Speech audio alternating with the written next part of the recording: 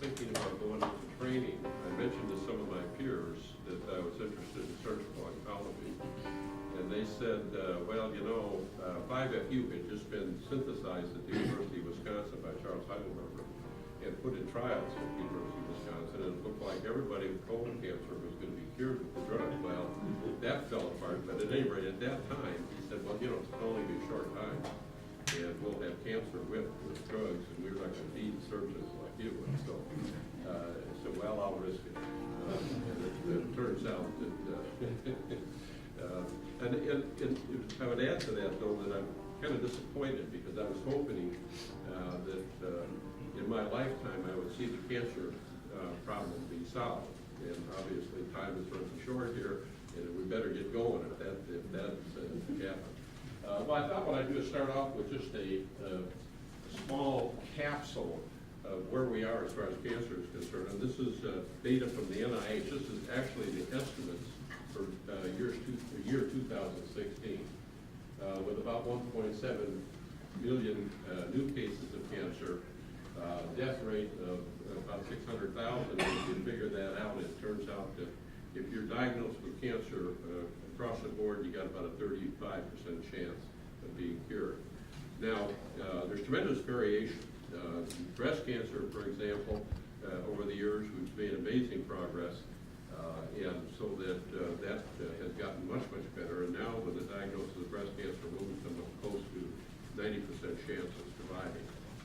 Contrast that with pancreas cancer, however, where probably the survival is 4 or 5% at best. It's also something we're not particularly proud of, but cancer has now become the leading cause of death in the state of Kansas. Much to our chagrin. We'd like to change that. You know, we have an NCI designated cancer center here now, and we're working very hard and very concerned about data like that, and trying to do what we can in the state of Kansas. Now 69 cancer centers, and we're designated by the National Cancer Institute, and we're one. The milestones in the history, the National Cancer Act kind of brought things together in 1971. Richard Nixon put it into law, and that actually established the cancer centers, among other things. And there were projections that we would cure cancer in a very short period of time.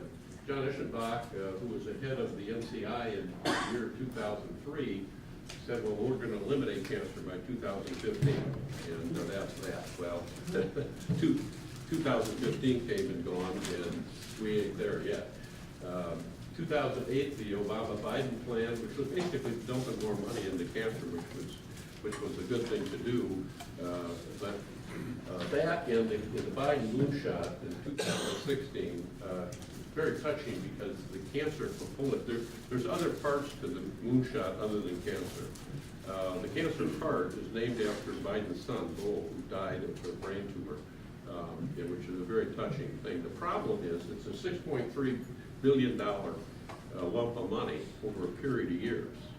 And there's 1.8 billion in that is for cancer, but it has to be appropriated each year. And you know how that goes. And so that it may not, it may be a lot of hoorah at first, and then not pan out to be anything real bad. The cost, the NCI has put close to $1 billion into cancer research, and of course that doesn't count American Cancer Society, the Coleman Foundation, and all the others that have contributed to it.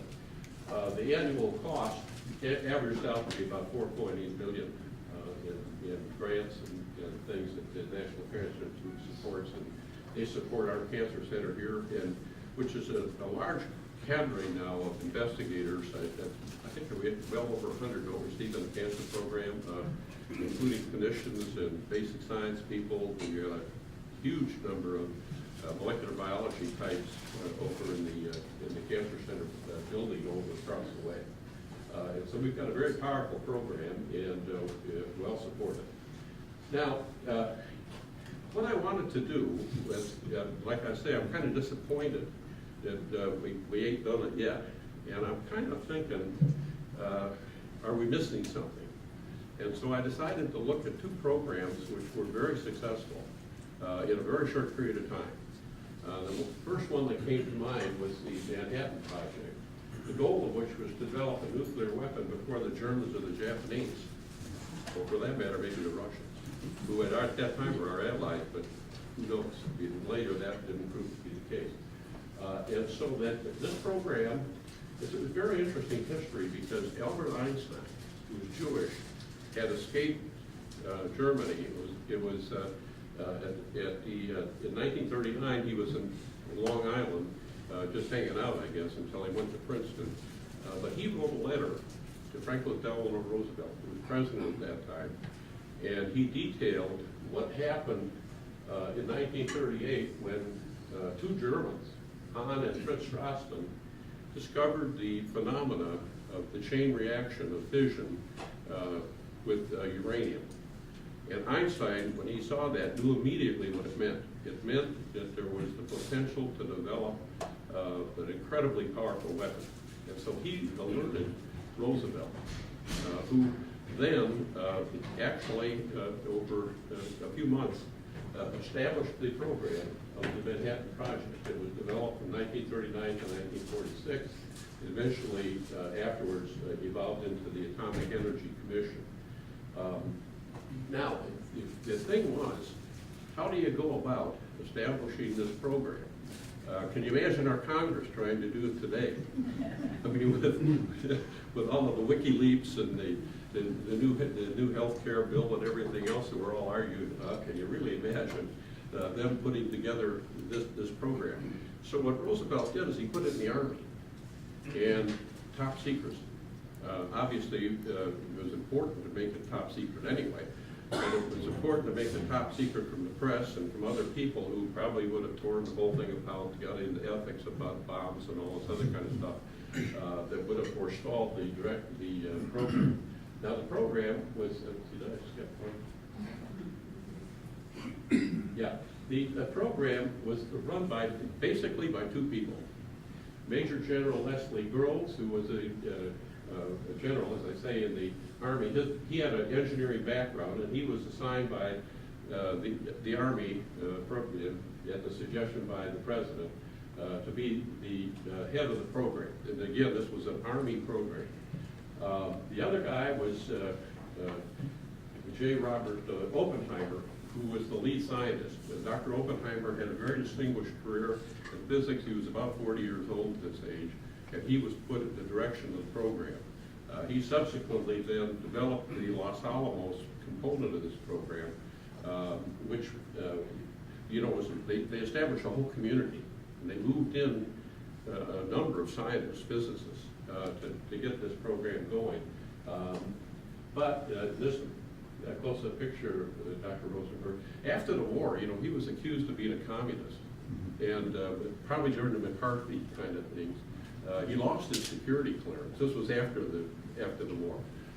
And he finally, though, received the Fermi Award, which was a high-level physics award awarded by Lyndon Johnson later on in recognition of what he had done. But for a while there, he was in that good shape. He ended up at Princeton, where he was continuing doing research, not only particle physics research, but also cosmology research as well.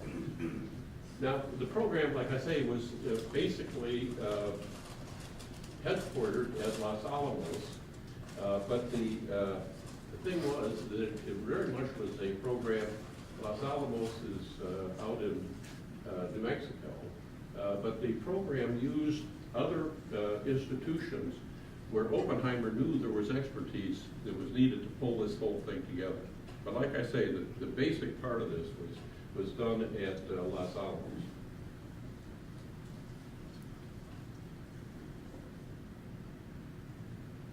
Yeah, now in total there was about 130,000 people working on this. Boy, a massive effort. At the cost actually of about $1 billion. Of course, that's $26 billion in today's world. Very complicated administrative structure, but actually, this is a typical kind of thing, but actually the program was run by Oppenheimer. There's no question about it. He was calling the shots, and it was very much a top-down program. In other words, the guy on the top was directing everybody down below. Now, there were a number of problems that had to be solved. Uranium, as you mine it, is basically uranium-238. And it doesn't fizz. It is not fissible. It's not capable of maintaining a chain reaction creation of bomb. On the other hand, 235, which is a minor component, is. And in order to have a U-235 bomb, you have to enrich the uranium up to about 80%, which is no small task. Today's world, it would be done with very large centrifuges. They tried it, and the centrifuges of the day couldn't handle the problem. Then how to control the fission of U-235. If you're going to put it in a bomber and fly it over to Japan, you want to have it blow the bomber out of the sky, which would be not a bad possibility. The 235 bomb, when it was dropped, had never been tested. It was all based on theory. Before the mission to drop the 235 bomb, however, they had exploded. Now, I'll show you in a minute. The plutonium bomb, which was the second bomb, they had exploded that one, but not this one. And so that it was theoretical that this would explode when it was dropped, and as we know, it turned out that that was the case. And you can do, and then too, how to generate plutonium-239 for the second bomb. Now this shows a calutron, which was one of the three. All three methods of enriching uranium were used, and each of them did their part. Some of it was 50% enriched, some of it was more than 90% enriched, but they were all combined because they had to get, I think, something like 25 kilograms of the material to cause the bomb.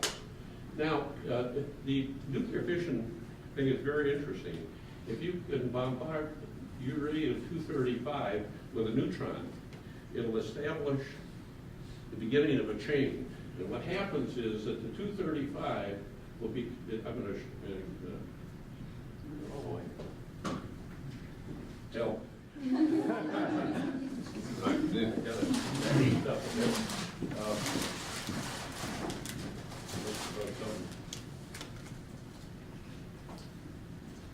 Great.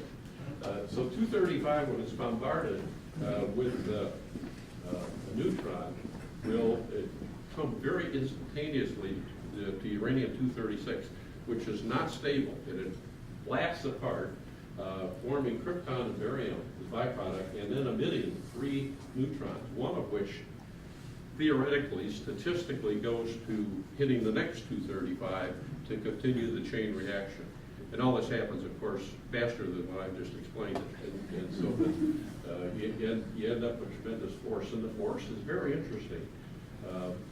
If you look at it from a schematic point of view, it starts, imagine this as being the nucleus of the 235 atom.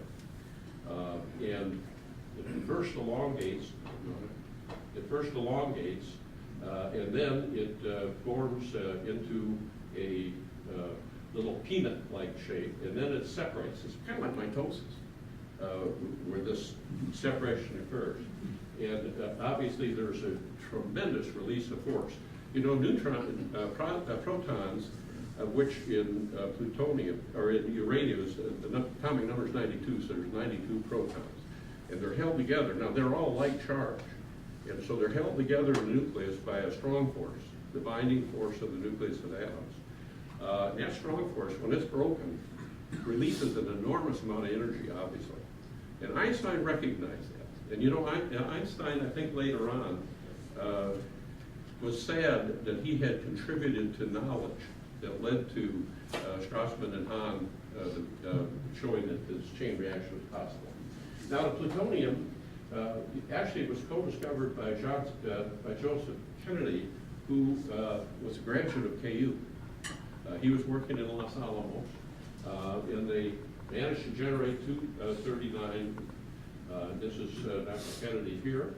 He unfortunately died at a very young age. I think he was like 40. He died of gastric cancer.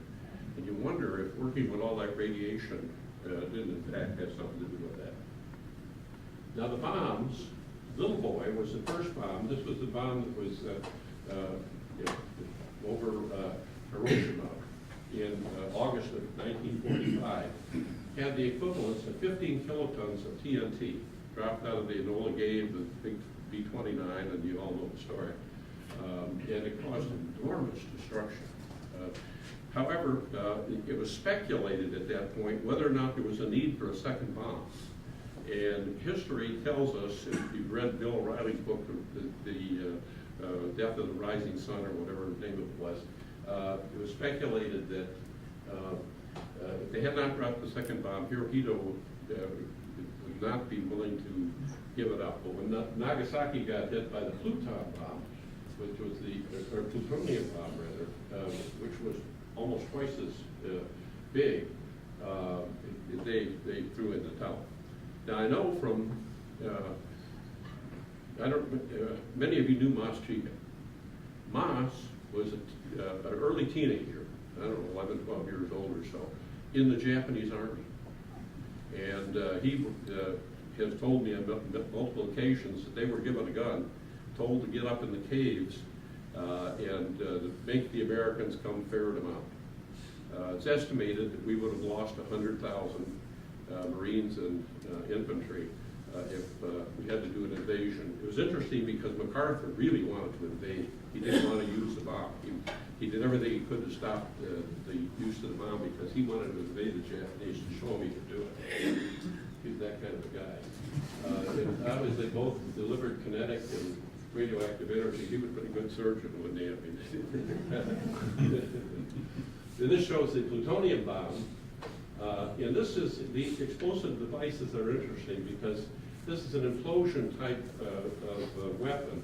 And you have to have conventional explosives on the outside causing a compression of the plutonium. And when it's heavily compressed, it will emit the neutrons and start the process. And so that you end up then having the obviously tremendous destructive force that you have. This is the 235 bomb, on the other hand, was an impulse type, right? And what happened is that you take a little bit of conventional explosive and put a little bit of uranium-235 on it, put it into the bomb. I think this was drawn by Oppenheimer on a hotel napkin or something, showing how this would work. And it worked for this. So this was an implosion type of device. And this shows, this is for the Trinity test. Now the Trinity test was interesting because Truman, who was then president, FDR had died in 1945 in August. FDR was gone. Truman would not permit them to send the Enola Gay with the 235 bomb until it was shown that it would work. And because he didn't want the embarrassment of having a failed bomb drop.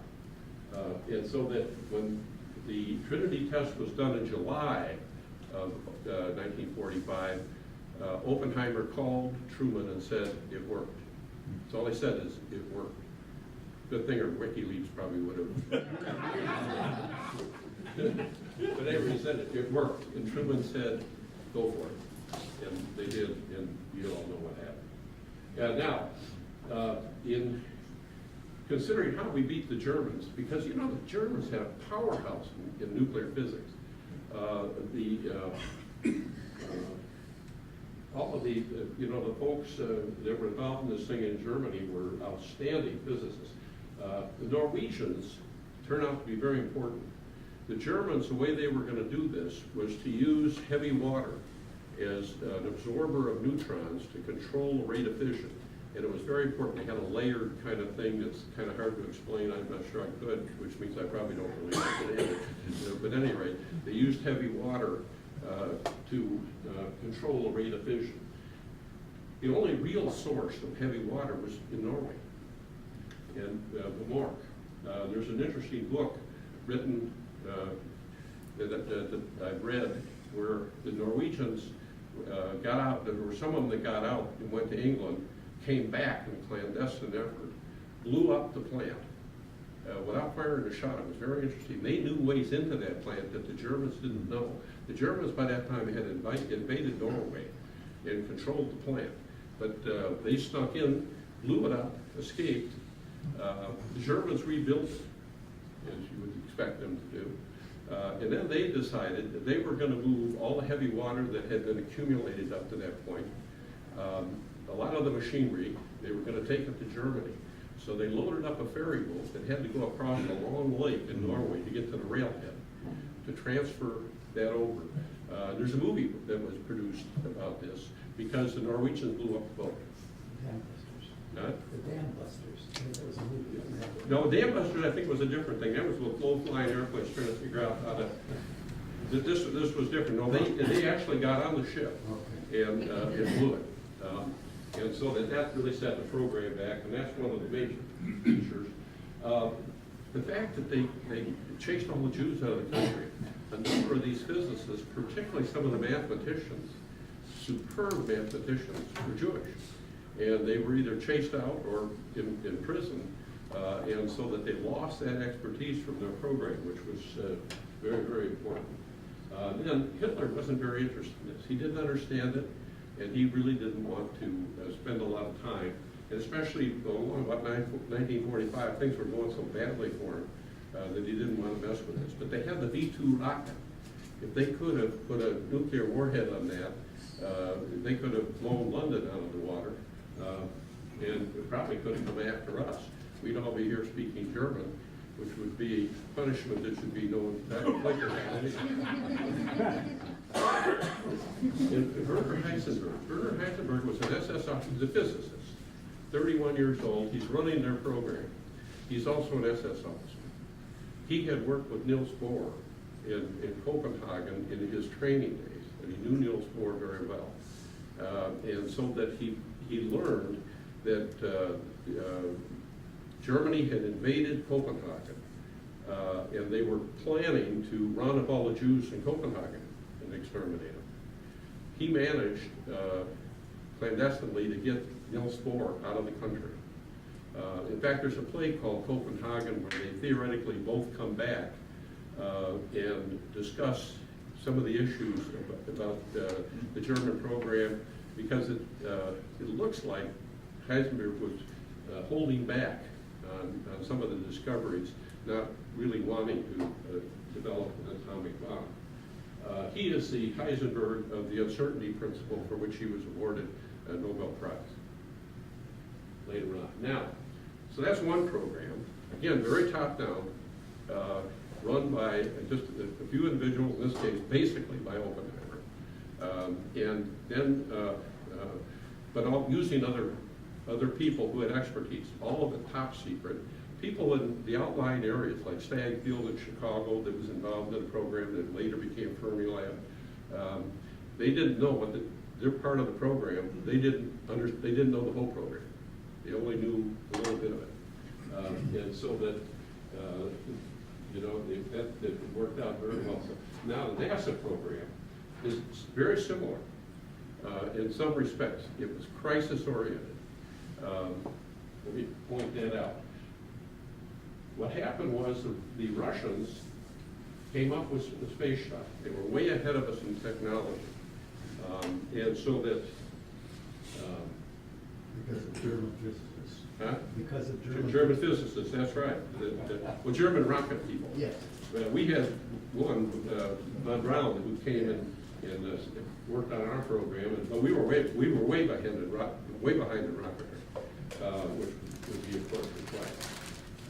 And we were worried about it because the Russians had, I don't know if it was really superior military capability, but they had outstanding military capability, and we were very worried about it. And so that Eisenhower, in response basically to the Sputnik 1 crisis, all of a sudden Sputnik 1 is going around. This was not manned, but it was enough of a threat to be a concern. And so that then, to add insult to injury, they manned this place with Yuri Gagarin in 1961. And of course, it didn't take much imagination. If you can circle the Earth with a spacecraft, put a bomb on it and drop it wherever you want it to be dropped, and that would include us. And so that the program was, again, crisis-oriented and established in a very short period of time. It involved multiple things across the continental United States. I don't know if any of you have seen the movie Hidden Figures that was about Langley. And Langley, which is in Hampton, Virginia, and then, of course, the Johnson Space Center in Houston, and then, of course, Cape Kennedy. And all of those were brought together. But there, again, there was apparently a small number of people that were really running this program that made it all possible to come into fruition. Well, there are a number of issues. Rocketry was one of the big ones. How you can get the capsule into space. Physiology, what effect does this have on astronauts, especially if you're planning to send them to the moon? Role of physics. Does Newtonian physics hold up in the macro world? I mean, does gravitational equations work? And of course, I visited Fermilab. Most of the things they talk about, and you try to understand, are described by differential equations that are about as long as my arm. I was a math minor in college, but I must say, it challenges me to the limit to understand what they were talking about. And then how to do the computations that were required. This was really in the pre-computer days, and so that the computations had to be done by hand, and that's what Hidden Figures was all about, the 3 African-American women that were very much involved in it. Very good story. So the U.S. efforts early on, Project Vanguard, but this was it's just a rocket program. And then, like I say, President Eisenhower is the one who really got this going. John Kennedy in 1962 gave a speech where he said that we were going to place a man on the moon in the late 1960s and have that man recover from that and come back to Earth. And I got it did. I wish he would have said, we're going to kill cancer by 1969 and bring him back. This is just a summary of the program. That's just all of the programs you're all familiar with. I won't dwell on it other than point out that it started with the X-15, which is essentially an airplane, but with a rocket. It was taken up with a B-52 to a high altitude, and then went up over 50 miles over the surface of the Earth. That was the requirement to be able to show that he was really in potentially going in orbit, but it never went in orbit. Mercury project with Shepard and Glenn. John Glenn was the first man in space in the Mercury.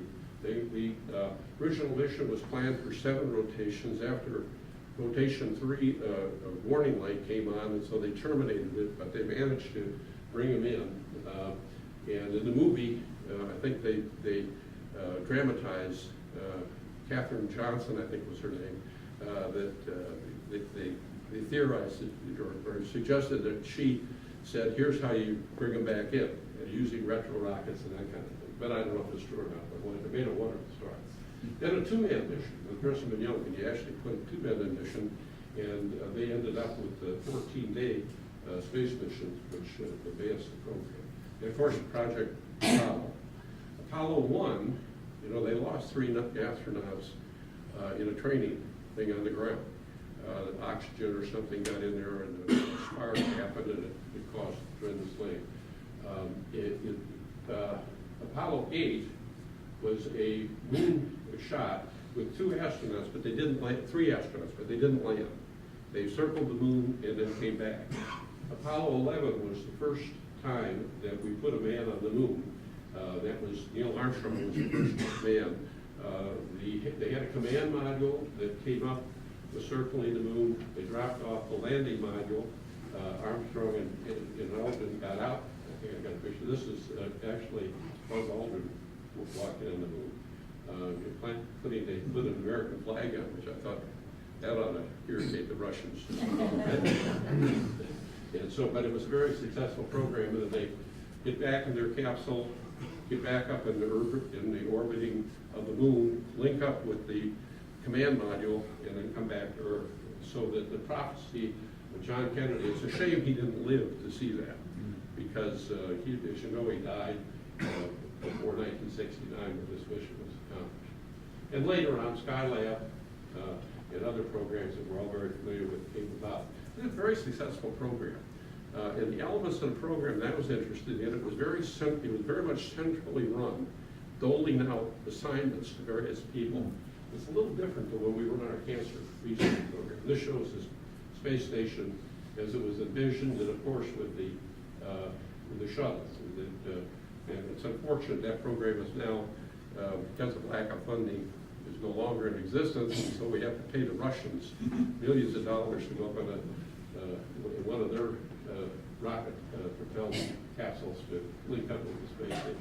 Very insulting. Number of employees, in 1965 it peaked out at 411,000. Before that and after that it dropped off quite a bit. The budget for the program, I did it again. You look like you're getting sleepy back there. This is the NASA budget, and you can see in 1960. I get something that does that. I don't know. This is during the Apollo time. That's the important thing. And then after that, the budget tapered down over a period of time. Well, both of these programs were very much a response to the crisis. I mean, we had to do this. Like I say, if we hadn't beaten the Germans, they would have beaten us. And even the Japanese may have been on the trail of this too, although their program is not anywhere near where the Germans were. It resolved major issues very, very quickly. That they had to do that, and they were very, like I say, it obviously led to international prestige and leadership. The programs were very, the immediacy was there, and they were very pragmatic. They didn't fool around with anything. If it didn't work, forget it and go on to something else. Now, just a few words about the cancer thing.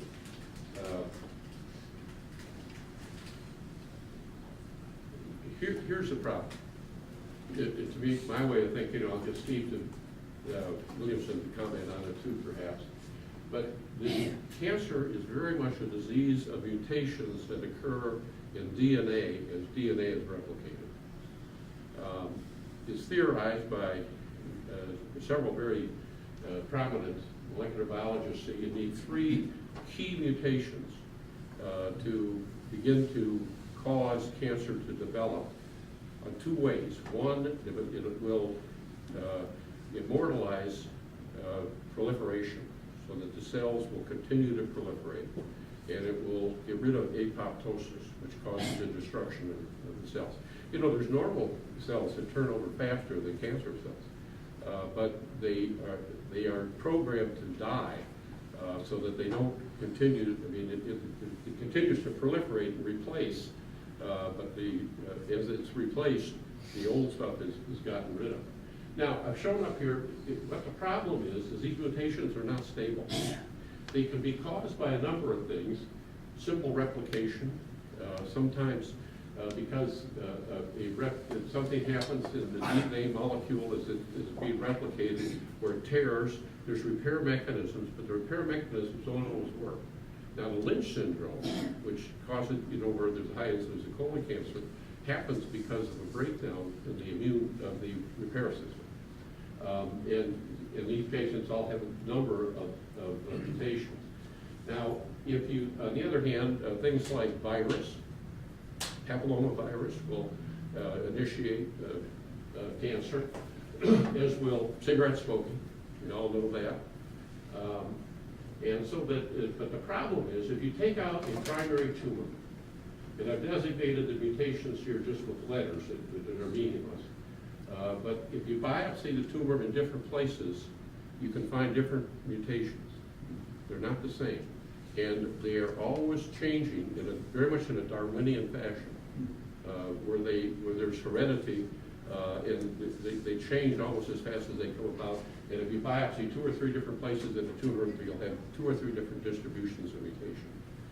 Furthermore, when the disease metastasizes and becomes stage 4, you end up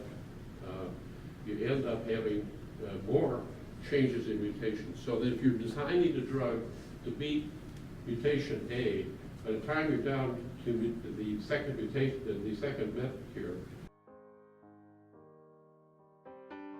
and I know that doesn't mean much to you, I'm not going to try to explain it, but phase 2, you use a randomized phase 2 where patients are put by randomization on either one treatment or the other, may speed things up, and we're certainly hoping that will be the case.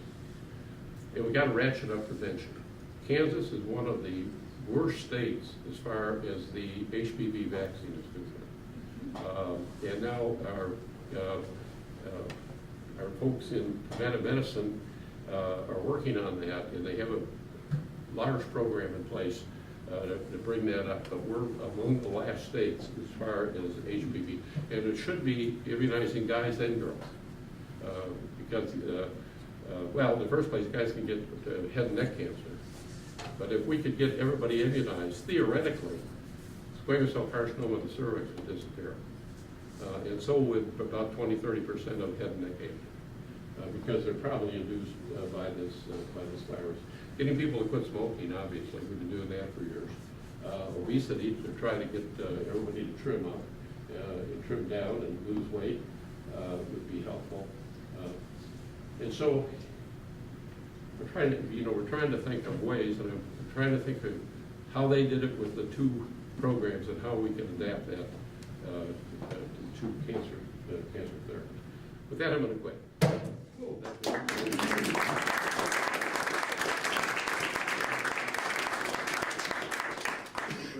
Questions? Steve, any comments? I know you're intimate. Steve is head of our phase 1 program yet, and with new drug discovery. Well, the only comment I would have is whether you're going to write this up into an editorial and submit it to JCO.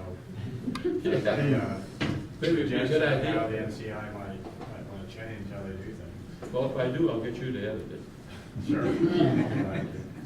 Before I go off on the deep end. Bunch of things. Yeah, well, it's just interesting thought.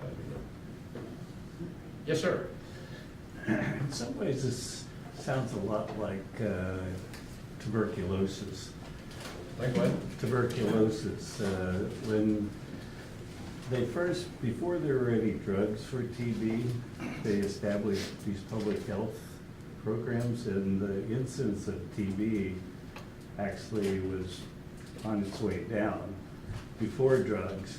But then the other thing that people realize is that you can't give one drug sporadically. You have to give multiple drugs together, which prevents the reemergence of the resistant TB. Although I can't quite put that in here, some parts of it sound a lot like what happens in cancer. Oh, I see. Yeah. Because you have mutations that keep accumulating that make the cancer resistant to some of the drugs people are receiving. And then you have the public health component in there too. Yeah. Well, the HPV thing is, it's something we ought to really pursue. But I don't know. You got to be careful with these shots. You can ask John about getting the vaccine shots. Because he had this problem when he got a flu shot. Wasn't it a flu shot? He got it all going. Okay, well, I'm sure, yes. Well, it is a disease of aging, correct? More or less. So that's kind of a contrast to the last one, prevention. So we're preventing other diseases, the population is aging. So that's kind of working the other direction. Well, yeah, that's true. Now, there's some drugs that, like metformin, is a very interesting drug. It may contribute to, it's very interesting. They're looking at survival by taking metformin, which there's some reason to believe will extend life, not just from cancer, but from other things. But they're doing it in a way it's kind of oblique, because they're not looking at age of death being changed. They're just looking at the incidence of cancer. And it turns out that metformin might well be a facilitator as far as other drugs are concerned. We've got some protocols going now, I know, Steve, with adding metformin to other treatment to see if it will improve survival. Yes, sir. Well, it's a political question.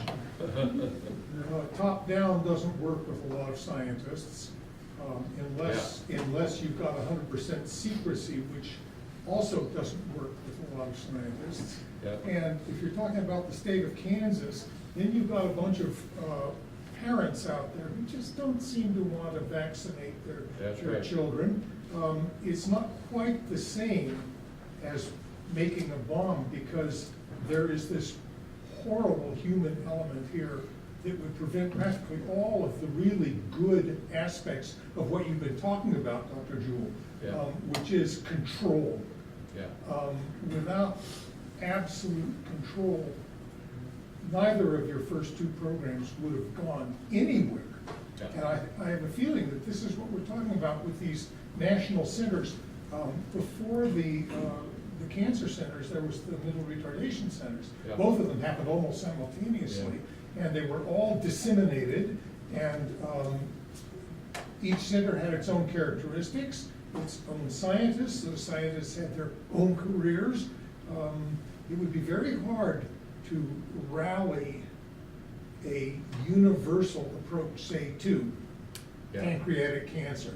Yeah. That would seem to be way too forceful for how most of our scientists operate, which Yeah, is I agree. individually or in small groups of friends. Yeah, yeah, I agree with that. I think one possible mechanism, the funding rate for R01s right now is probably about 10%, 12%, something like that. So that means 85, 90% of them don't get funded. We have a number of young investigators who don't ever get funded.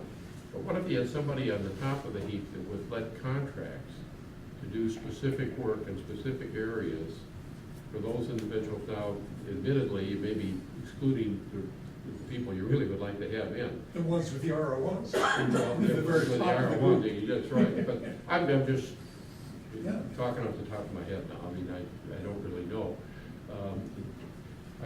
I'm like that TV commercial where I don't know if you've seen it, I don't know if it's Geico or what it is, but they have a dentist, the pair of them working on the team, and the guy said, well, are you gonna fix it? And he said, no, I don't fix it, I just identify the problem. I mean, so I kind of feel like I'm in that position with this stuff, that I'm not gonna fix the problem. I like the bank robbery one is even better. They look up at this guy and say, aren't you gonna stop the bank robbery? And he looks at him and says, well, I don't stop it, I just identify whether or not there's a bank robbery. He looks around, yeah, there's a robbery. People like this commercial. You know, Yes. superb talk. Politics are crucial, and you Yeah. made it clear that the politics, as far as the nuclear weapon is concerned, were taken out. Yeah. And as far as NASA was concerned, were taken out, and it was fear. It was fear in both instances that drove this to happen. That's right. Now, there was a wonderful rumor in the 1960s that actually the Senate got interested in cancer in the 1950s because Bob, not Bob Gold, Senator from Ohio, and Arthur Vandenberg from Michigan, both got Taft. Bob Taft and Van Vandenberg both got cancer at the same time, and it scared the living daylights out of the Senate. Yeah. And they decided, we've got to do something about cancer because we made cancer. Yeah, that's right. Yeah. Well, that's a good point. So fear works. Yeah, well, yeah, that's true. Okay, well, then, yes. Your first point intrigues me. What are your thoughts on creating a stronger sense of immediacy? How do we do that? That seems to be a psychological and a political problem that actually moves beyond the medical profession, but it taps into what Fred was mentioning and the other gentleman in terms of the political crisis will produce something, or war crisis, but how at this point in 2017 do we create a stronger sense of immediacy? Yeah, well, that's a good question. I'm not sure I really know the answer to that. I think that it should be. I mean, if you look at the numbers, I mean, it's something facing all of us. And like I say, it's the leading cause of death in Kansas. So that, I guess you could move to Missouri. But at any rate, I mean, it's, there should be immediacy of that somewhere. I mean, it should be at least as threatening as heart disease, which we're now beating with cancer. Not that we're proud of that, but I mean, it is true, I guess. Yeah, Sheila. Well, I was just gonna say, wasn't it the Department of Defense, where it was actually a strong women's group in New York and New Jersey, that they yelled, screamed, and these were women that had power, money, and a lot of political clout, and they pushed it and pushed it. Well, maybe the government didn't know what to do or what, but so they had the Department of Defense, and then got monies or worked on getting breast cancer, and I think there's because I know you site visited the DOD for these breast cancer, Yeah, now I did. also colon and prostate. Yeah, that was So an interesting story. those gals just shouted and they got things happening. Yeah, But they put went, it in the Department of actually, Defense. they went to the NCI first, and Sam Broder, who I knew was the head of the NCI at that time, I'd been in study section with him, and he was kind of a guy that didn't take suggestions very well. And these women came in and said that they had a lot of money that they were collecting through the Coleman Foundation and other things to put into cancer research, and they wanted it all on breast cancer. And he said, well, the NCI is like a great battleship, moving along, and it doesn't change course with this sort of thing.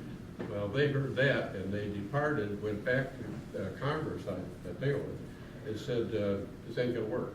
The Congress had established a program in the Army, the Department of Defense. This is an Army program, and it's led to some marvelous grants, early idea grants, for example.